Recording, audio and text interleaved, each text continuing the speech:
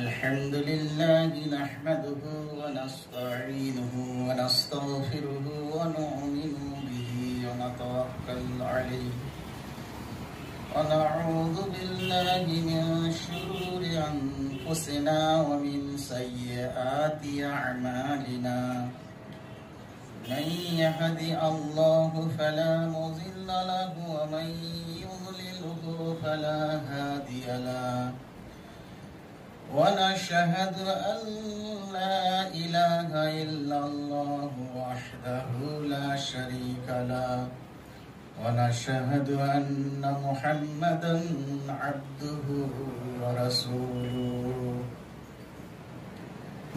أما بعد فإن خير الحديث كتاب الله وخير الهدي هدي محمد صلى الله عليه وسلم وشر الأمور محدثاتها وكل محدثات بدعة وكل بدعة ضلالة وكل ضلالة في النار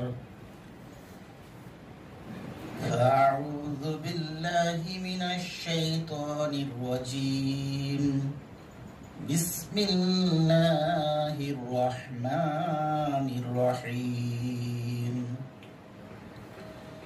يا أيها الناس اتقوا ربكم الذي خلقكم من نفس واحدة وخلق منها زوجها وبث منهما رجالا كثيرا ونساء واتقوا الله الذي تساءلون به والأرحام إن الله كان عليكم رقيبا يا أيها الذين آمنوا اتقوا الله حق تقاته ولا تموتن إلا وأنتم مسلمون يا أيها الذين آمنوا اتقوا الله وقولوا قولا سديدا يصلح لكم أعمالكم ويغفر لكم ذنوبكم ومن يطع الله ورسوله فقد فاز فوزا عظيما وقال النبي صلى الله عليه وسلم في الحديث مباركا صحيح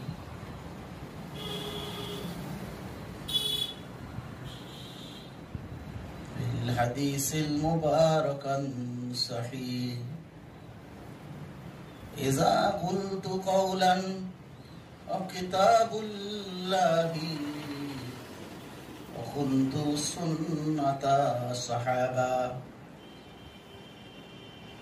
وقال النبي صلى الله عليه وسلم من كذب عليها متعمدا فليتبوأ مقعده من النار وقال النبي صلى الله عليه وسلم من رأى منكم فليغير بيده بارك الله لنا ولكم في القرآن العظيم ورفعنا وإياكم وذكر الحكيم جواد ملك بر رؤوف رحيم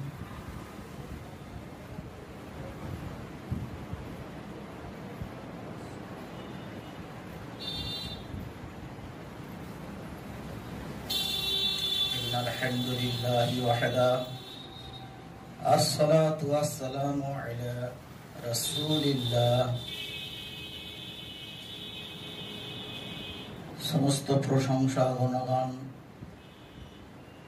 গণকীর্তন স্তব হামদ কিবরিয়া বড়াই মহান সত্তা আল্লাহ সুবহানাহু ওয়া তাআলার জন্য, যিনি আজকে আমাদেরকে বিভিন্ন রকম ঝঞ্ঝট ঝামেলা থেকে ফারেক করে সালাত আদায়ের জন্য একত্রিত করেছেন, সেই মহান রব্বুল আলামিনের দরগায় শুকরিয়া জ্ঞাপন করি আলহামদুলিল্লাহ। তারপরে যিনি ধর্মের ডাইরেক্টর, যিনি উম্মতের জন্য সবচাইতে বড় প্রেসিডেন্ট রাহাবার, সেই জগৎগুরু হযরতে মুহাম্মদ সাল্লাল্লাহু আলাইহি ওয়াসাল্লামের উপর অসংখ্য কোটি দরুদ শান্তি বর্ষিত হোক। আল্লাহুম্মা আমিন। আল্লাহুম্মা সাল্লি আলাইহি, আল্লাহুম্মা বারিক আলাইহি। সম্মানিত উপস্থিতি, আজকে পবিত্র জুম্মাকে সম্মুখে রেখে সংক্ষিপ্তভাবে আলোচনা হবে ইনশাআল্লাহ। সে আলোচনার বিষয়টা হলো মানুষ সৃষ্টির রহস্য। আল্লাহ রাব্বুল আলামিন সর্বপ্রথম তিনি এই পৃথিবীতে সৃষ্টি করেছিলেন কলম। আন আব্বাস রাদিয়াল্লাহু তাআলা আনহু قال قال رسول الله صلى الله عليه وسلم إن أول ما خلق الله القلم। আল্লাহ রাব্বুল আলামিন সর্বপ্রথম সৃষ্টি করেন কলম, সৃষ্টি করেন এবং কলমকে আদেশ করেন, কলা উক্তুব, কলম তুমি লিখো। কলম জিজ্ঞাসা করলো আল্লাহকে, কলা মা উক্তুব, হে আল্লাহ আমি কি লিখব? আল্লাহ সুবহানাহু ওয়া তাআলা বললেন, কলা কুল্লু শাইইন ইলা ইয়াউমিল কিয়ামা, কিয়ামত পর্যন্ত যা সংগঠিত হবে তুমি সব কিছু সেগুলো লিখতে থাকো। তারপরে আল্লাহ সুবহানাহু ওয়া তাআলা তার ইচ্ছা তিনি পৃথিবীতে মানুষ সৃষ্টি করবেন, খলিফা সৃষ্টি করবেন। ফেরেশতাদেরকে একত্রিত করলেন, ডাকলেন, ডেকে ফেরেশতাদেরকে আল্লাহ রাব্বুল আলামিনের ইচ্ছাটা প্রকাশ করলেন। ওয়াইজ ক্বালা রাব্বুকা লিল মালাইকাতি ইন্নী জাইলুল ফিল আরদি খলিফা, এই ফেরেশতাগণ আমি পৃথিবীতে খলিফা সৃষ্টি করব, অর্থাৎ মানুষ সৃষ্টি করব। ফেরেশতারা তখন বললেন, ক্বালু আতাজআলু ফিহা মান ইউফসিদু ফিহা ওয়া ইয়াসফিকুদ দিমা। আল্লাহ আপনি এমন এক সম্প্রদায়কে, এমন এক জাতকে সৃষ্টি করবেন পৃথিবীতে, যারা দুনিয়াতে গিয়ে পৃথিবীতে গিয়ে ফিতনা ফাসাদ করবে, ফিকুদ দিমা রক্তপাত করবে। ওয়া নাহনু নুসাব্বিহু বিহামদিকা ওয়া নুকাদ্দিসু লাক, আর আমরাই তো তাসবিহ গুণগান আপনার হামদ প্রশংসার জন্য যথেষ্ট রয়েছি, আমরাই তো আপনার ইবাদতের জন্য রয়েছি। তখন আল্লাহ সুবহানাহু ওয়া তাআলা ফেরেশতাদেরকে বললেন যে আমি আল্লাহ যেটা জানি তোমরা সেটা জানো না। আল্লাহ রাব্বুল আলামিন যখন এই কথা বললেন, তখন ফেরেশতারা সঙ্গে সঙ্গে বললেন, অবশ্যই আল্লাহ আপনি আমাদেরকে, ক্বালু সুবহানাকা, আপনি হচ্ছেন পবিত্র, লা ইলমা লানা, আপনি সবকিছু জ্ঞাত আছেন, সবকিছু জানবার আপনি জাননেওয়ালা, ইল্লা মা আলআমতানা ইন্নাকা আনতাল আলিমুল হাকিম, আপনি যতটুকু আমাদেরকে শিক্ষা দিয়েছেন তার বেশি আমরা কিছুই জানি না, আপনি সমস্ত জ্ঞানের উৎস এবং সবকিছু জাননেওয়ালা। তখন আল্লাহ সুবহানাহু ওয়া তাআলা বললেন, এই আদমকে যে সৃষ্টি করেছি, এই আদমের কাছে তোমরা কি করো? সিজদায় অবনত হও। আদমকে সিজদা করার অর্ডার দিলেন আল্লাহ সুবহানাহু ওয়া তাআলা। সমস্ত ফেরেশতারা আদম আলাইহিস সালামকে সিজদা করলেন। আল্লাহর আদেশের সাথে সাথে তারা আদম আলাইহিস সালামকে যখন সিজদা করলেন, কিন্তু একজন সেজদা করলেন না, সে হচ্ছে আজাজিল। দাঁড়িয়ে রইলেন। তখন আল্লাহ সুবহানাহু ওয়া তাআলা আজাজিলকে জিজ্ঞাসা করলেন যে তুমি সেজদা করলে না? তখন আজাজিল বললেন যে হে আল্লাহ, আপনি যাকে কাদা মাটি থেকে সৃষ্টি করেছেন তাকে আমি কি করে সেজদা করতে পারি? আপনি আমাকে সৃষ্টি করেছেন আগুন থেকে, আর ওকে সৃষ্টি করেছেন কাদা থেকে। এই যে রহস্য, এই যে ভেদটা, এইটাকে নিয়ে কিন্তু এর অপব্যাখ্যায় এক শ্রেণীর মানুষ দীর্ঘকাল ধরে একতরফা বক্তব্য দিয়ে মানুষকে গোমরা করেছে। এখানে যখন ইবলিস আদমকে সেজদা না করার কারণে আল্লাহ রাব্বুল আলামিন তাকে নালত করে বিতাড়িত করলেন, বহিষ্কৃত করলেন জান্নাত থেকে। জান্নাত থেকে যখন সে বিতাড়িত হয়ে গেল, হয়ে যাওয়ার পরে ইবলিস আল্লাহ রাব্বুল আলামিনের কাছ থেকে কয়েকটি জিনিস, তার মধ্যে প্রধানতম দুটো জিনিসকে চাইলেন। যে দুটো জিনিস চেয়েছিলেন সে দুটো জিনিস হচ্ছে কি, কিয়ামত পর্যন্ত অবকাশ, কিয়ামত পর্যন্ত হায়াতের সময় চাইলেন, যে আমাকে কিয়ামত পর্যন্ত বেঁচে থাকার মিয়াদ দান করুন, বেঁচে থাকার তৌফিক দিন।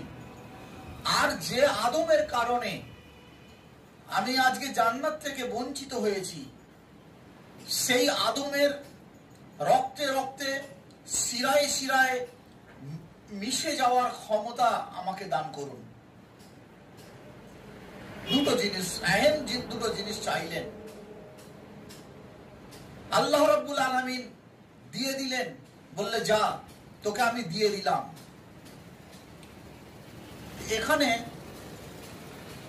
যখন আল্লাহ তাবারক তাআলা দুটো জিনিস দিলেন ইবলিসকে, তো ইবলিস কার মাধ্যমে, কার ওসিলা দিয়ে আল্লাহর কাছ থেকে চাইলো? চাইনে, কারোর মাধ্যমে চাইনে। কেন? ইবলিসের এত জ্ঞান ছিল যে আল্লাহ রাব্বুল আলামিন ওসিলার কোন মাধ্যমের ভোকা নন, তিনি ডাইরেক্ট চাইলে ডাইরেক্ট দেন। এই জ্ঞানটা ইবলিসের ছিল। আজকে সমাজের বহু মানুষের এই জ্ঞানটা নেই। আল্লাহর কাছ থেকে চাইতে গেলে ডাইরেক্ট আবার পাওয়া যায়? আল্লাহ কি সরাসরি দিয়ে দেবে চাইলেই? ডাইরেক্ট চাইলে দেবে না, কারু মাধ্যমে, কারু ওসিলা করে আল্লাহর কাছ থেকে চাইতে হয়, তবেই তো আল্লাহ দেয়, এই ধারণা। যাই হোক, ইবলিস যে সেজদা করলো না, আজাজিল যে আদম আলাইহিস সালামকে সেজদা করলো না, এর কারণ, প্রধান কারণ ছিল আজাজিলের মনের মধ্যে অহংকার। সেটাকে আল্লাহ তাবারক তাআলা ব্যক্ত করলেন, গোটা পৃথিবীবাসীকে জানালেন যে অহংকার কত বড় অন্যায়, অহংকার কত বড় গলত কাজ। যে অহংকার যে করে তাকে যে আমি আল্লাহ আমার রহমতের নজর থেকে বার করে দিই, আমার জান্নাত থেকে বার করে দিই, অহংকারীকে আমি আল্লাহ পছন্দ করি না। এই অহংকার পৃথিবীর তখন মানুষ সূচনাই হয়নি, তৈরি হয়নি, ইবলিস করেছিল আল্লাহর সাথে। আবা ওয়াস্তাকবারা, তিনি অহংকার করলেন, তাকাব্বুরি করলেন, ওয়াকানা মিনাল কাফিরিন, এবং কাফের হয়ে গেলেন। তো ইবলিস সেজদা না করার পিছনে সবচেয়ে যে কারণটা ছিল যে মাটি আমার চাইতে ছোট, মাটির ক্ষমতা অনেক কম, আমি আগুন, আমার ক্ষমতা অনেক বেশি। অর্থাৎ তিনি ক্ষমতা বশীভূত হয়েছিলেন। কিন্তু আল্লাহ যে সবচেয়ে বড় ক্ষমতার অধিকারী, তিনি আমাকে ক্ষমতা দিয়েছেন তবেই আমি পেয়েছি। তেনার ইচ্ছা হয়েছেন মাটি মানে আগুন থেকে তৈরি করার, তাই আমাকে আগুন থেকে করেছে। আর আদমকে মাটি থেকে তার ইচ্ছা হয়েছে, তাই মাটি থেকে করেছে। নিশ্চয়ই আল্লাহর আদেশ আমার কাছে বড়। আল্লাহ যখন বলেছেন আমায় সেজদা করতেই হবে, তিনি নতশিরে আল্লাহর আদেশকে না মানার কারণে তিনি কিয়াস করলেন। তিনি নিজের মত প্রকাশ করলেন আল্লাহর সামনে, আল্লাহর সামনে তিনি বেহেস করলেন। এই আল্লাহর সামনে বেহেস করার কারণে, নিজে নিজে কিয়াস করার কারণে, নিজে নিজে অহংকার করার কারণে আল্লাহ তাবারক তাআলা তাকে বহিষ্কৃত করলেন জান্নাত থেকে এবং চির নালচ পেয়ে গেল কিয়ামত পর্যন্ত। আর আল্লাহ তাবারক তাআলা বললেন যে যারা আমার প্রকৃত বান্দা হবে তাদেরকে তুই তোর পথে আনতে পারবি না, আর যারা তোর পথে চলবে নিশ্চয়ই জেনে রেখে দে তাদেরকে দিয়ে আর তোকে দিয়ে আমি আমার জাহান্নামকে পূর্ণ করেই ছাড়বো, আল্লাহ বললেন। এই জন্য এই সমস্ত ঘটনাগুলো আল্লাহ পবিত্র কোরআনুল কারীমের মাধ্যমে আমাদের কাছে পৌঁছে দিলেন যে ইবলিস থেকে আমরা কিভাবে বাঁচব। তাই ইবলিস তো মাটি বলে স্বীকার করেননি আদমকে, আর আদমের সন্তানদের মধ্যে হতে হযরত মুহাম্মদ সাল্লাল্লাহু আলাইহি ওয়াসাল্লাম আদম সন্তানের মধ্যে হতে, কিন্তু আল্লাহ তাআলাকে পাঠিয়েছিলেন ইব্রাহিম আলাইহিস সালামের বংশে।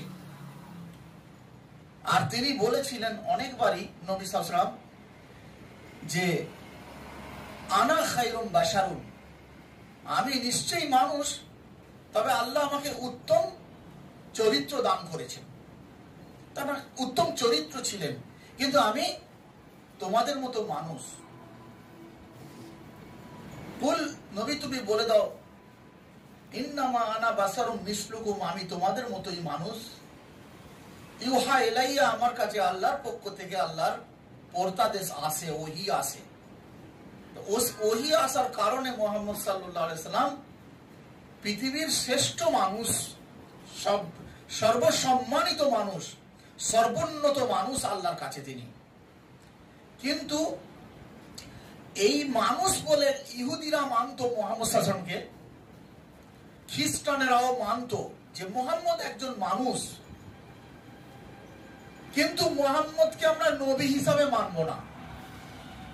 ও নবী নয়, উনি যে নবী দাবি করছে এটাও মিথ্যে দাবি। অর্থাৎ নবুয়তের দাবি করলেই যে আমরা ওনাকে নবী মানব এটা আমরা করব না, কিন্তু উনি একজন মানুষ বিশ্বাস করত। কিন্তু আমরা মুহাম্মদ সাল্লাল্লাহু আলাইহি ওয়াসাল্লাম অবশ্যই নবী বিশ্বাস করি, কিন্তু মুহাম্মদ সাল্লাল্লাহু আলাইহি ওয়াসাল্লাম মানুষ আমরা বিশ্বাস করব না। উনি নূরের তৈরি, অর্থাৎ ফেরেশতার দলে করে দিই তাকে। মুহাম্মদ সাল্লাল্লাহু আলাইহি ওয়াসাল্লাম অবশ্যই নবী, আল্লাহ রাসূল, এতে আমার সন্দেহ সবকিছু নেই, কিন্তু মুহাম্মদ যে আমাদের মতো মানুষ এই কথা মেনে নেওয়া যাবে না। আমাদের সমাজের এক শ্রেণীর মানুষের এই ধারণা। তাহলে ইহুদি নাসারাদের সঙ্গে ফের আমাদের পার্থক্য কোথায়? তারা মানুষ হিসেবে মেনেছেন, নবী হিসাবে মানতে পারিনি। আমরা নবী হিসাবে মেনেছি, মানুষ হিসাবে তাকে মানতে পারছি না। যে আমাদের মতো মানুষ বলা যাবে না তাকে, তাহলে কি বলবে তাকে?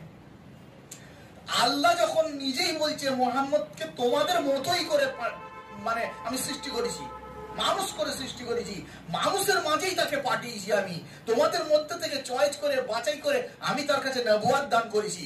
ইতিপূর্বে তিনি পথ হারা ছিলেন, দিশে হারা ছিলেন, জ্ঞানহীন ছিলেন, তাকে আমি পথ দেখিয়েছি। মুহাম্মদকে যদি আমি পথ না দেখাতাম সে পথ পেত না। মুহাম্মদ ছিল গোমরাহির মধ্যে, আমি তাকে দিনের আলো দেখিয়েছি। আল্লাহ বহু জায়গায় কথা বলছে।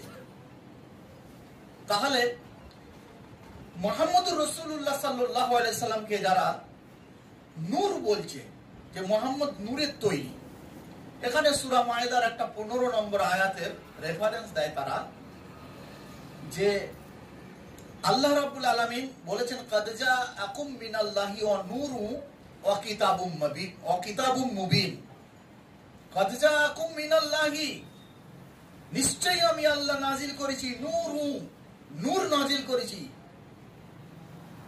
অর্থাৎ কিতাবকে আল্লাহ নূর বলছে, নূরু ওয়া কিতাবুম মুবিন। এখানে বলছে যে এই প্রথম অংশটাকে নিয়ে আয়াতের বলছে নিশ্চয়ই আল্লাহ একটি নূর নাজিল করেছে, সেই নূর হচ্ছে মুহাম্মদ। আর ওয়া কিতাবুম মুবিন মানে স্পষ্ট একটি কিতাব, অর্থাৎ কোরআন। তাহলে নূর মানে নবী, এখানে এরা ব্যাখ্যা করছে। যদি এটা সত্য হয়ে যায় তাহলে অন্য আয়াতগুলো কিন্তু এই আয়াতের সঙ্গে সংঘাত হচ্ছে, এখানে টকরাচ্ছে, মানে আয়াতে আয়াতে ঝগড়া চলছে, নাউজুবিল্লাহ। আল্লাহ রাব্বুল আলামিন কোরআনে কারিমে অসংখ্য জায়গায় বলেছেন, قد جاءكم برهان من ربكم وأنزلنا إليكم ونور مبين। তোমাদের প্রতিপালকের পক্ষ থেকে তোমাদের কাছে একটি বুরহান নাজিল করা হয়েছে। দলিল, বুরহান মানে দলিল, বা আমরা কোরআন বলি। বুরহান অর্থাৎ আমার পক্ষ থেকে একটি কোরআন অর্থাৎ বুরহান তোমাদের কাছে নাজিল হয়েছে। নূর ওয়া কিতাবুম মুবিন, যেটা আলো, স্পষ্ট আলো, আর প্রকাশ্য তোমাদেরকে পথ চেনায়। প্রকাশ্য, সেখানে কোনো ব্যাঁকাটারা কথা নাই, কোনো প্যাঁচ মারা কথা আল্লাহ কোরআনে রাখেননি। একটা মানুষের ক্ষেত্রে আমরা অনেককে বলি যে তোর কথাতেই কিন্তু তুই ফেঁসে যাচ্ছিস, তোর কথাতেই তুই জড়িয়ে যাচ্ছিস, তুই এখন একটা বলছিস তখন একটা বলছিস। এক শ্রেণীর মানুষ এরকমও বলে, মানে সব বিষয়টা তুমি কোরআনে খুঁজলে কোনোদিন পাবে না, আর হাদিসেতে পাবে না। তাহলে কোথা পাবে? টোটাল শরীয়তের দুটো উৎস হচ্ছে পবিত্র কোরআন আর একটি হচ্ছে হাদিস। তাহলে এই কোরআন হাদিসে পাওয়া যাবে না, তাহলে কোথা? বলছি এজমা কি আছে পাবে তুমি। এজমা মানে সমস্ত জমহুর ওলামাদের ঐক্যমত, আর কিয়াস মানে নিজের জ্ঞানের দ্বারা সেটাকে চিন্তা ভাবনা করে একটা ধারণা করাকে বলে কিয়াস। কিন্তু ইমাম আবু হানিফা রহমতুল্লাহ বহু বছর আগে তিনি ইন্তেকাল করেছেন 150 হিজরিতে। তিনি বলেছেন যে মান কাযাবা ওয়াল্লাহি ওয়াফতারা আলাইনা ইন্নানা নুকাদ্দিমুল কিয়াসা আলান নাস ওয়া হাল ইউহাতা জুবাদান নাস ইল্লা কিয়াস। তারা হলো মিথ্যুক, ইমামদের নামে অপবাদ দেয় যারা বলে কিয়াস মানতে হবে। কোরআন এবং হাদিসে স্পষ্ট হওয়ার পরেতেও কি কিয়াস মানার কোনো জরুরি আছে? তিনি জিজ্ঞাসা করেছেন। অর্থাৎ নেই। কোরআন হাদিস ওপেন হয়ে গেলে তখন আর মানুষের রায় আপনাকে মানা যাবে না। মানুষের ব্যক্তিগত রায় কোনোদিন শরীয়ত নয়। এই মানুষের রায়ের উপরে অধিকাংশ মানুষ চলেছে, যাকে বলা হয় অন্ধ তাকলিদ। সেই জন্য আল্লাহ তাবারক তাআলা আমাদেরকে সৃষ্টি করেছেন, আর আমাদের পথ চলার সিলেবাস, আমাদের পথ চলার গাইড বুক তিনি আমাদেরকে দান করেছেন। পৃথিবীর মাটিতে সত্য এসেছে আল্লাহর পক্ষ থেকে, আর বান্দাদের জন্য রাস্তা দেখানোর জন্য। ওয়া হাযা কিতাবুন ওয়া আনজালনা ইলাইকুম, আল্লাহ রাব্বুল আলামিন বলছে ওয়া হাযা কিতাবুন ওয়া আনজালনা ইলাইকুম, তোমাদের রবের পক্ষ থেকে একটি এমন স্পষ্ট কিতাব পাঠানো হয়েছে যেটা তোমাদেরকে হেদায়েতের পথ দেখাচ্ছে, আলো দেখাচ্ছে, রাস্তা দেখাচ্ছে। যাই হোক, আল্লাহ সুবহানাহু ওয়া তাআলা আমাদেরকে সঠিক সহি ইসলাম বোঝার তৌফিক এনায়েত করুক। আল্লাহ রাব্বুল আলামিন আমরা কি বলতে চাইছি, কি দোয়া চাইতেছি, কোনটা আমাদের জন্য ভালো, আমাদের আল্লাহ ভালো জানেন। হে রাব্বুল আলামিন, তোমার নবী আমাদের ভালোর জন্য যা কিছু দোয়া করেছে সেই ভালো আমাদেরকে দান করো। হে আল্লাহ রাব্বুল আলামিন, যা কিছু অমঙ্গল, অকল্যাণ, খারাপি থেকে দোয়া চেয়েছে সেই সমস্ত খারাপি থেকে আমাদেরকে হেফাজত করো। হে রাব্বুল আলামিন, পরিশেষে একটি দোয়া চাইব, অনেক কষ্ট করে মেহনত করে তোমার ঘর নির্মাণ করার জন্য যারা অক্লান্ত পরিশ্রম করছে, আল্লাহ গো রহমত করে তাদের পরিশ্রম কবুল করে তুমি রহমতের জান্নাত তাদের জায়গা করে দিও। যারা যেভাবে সহযোগিতা দান করেছে আল্লাহ তুমি রহমানের রহিম, তোমায় কেউ বলার নেই। তুমি তাদেরকে কি যাজা দিলে হয় সেই উত্তম যাজা দান করো। রব্বানা আতিনা ফিদ দুনিয়া হাসানা ওয়া ফিল আখিরাতি হাসানাতাও ওয়া কিনা আযাবান নার।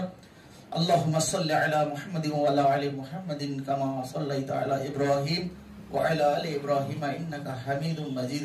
আল্লাহুম্মা বারিক আলা মুহাম্মাদিন ওয়া আলা আলি মুহাম্মাদ কামা বারাকতা আলা ইব্রাহিম ওয়া আলা আলি ইব্রাহিম ইন্নাকা হামিদুম মাজিদ। সুবহান রাব্বিকা রাব্বিল ইজ্জাতি আম্মা ইয়াসিফুন ওয়া সালামুন আলাল মুরসালিন। আলহামদুলিল্লাহি রাব্বিল আলামিন।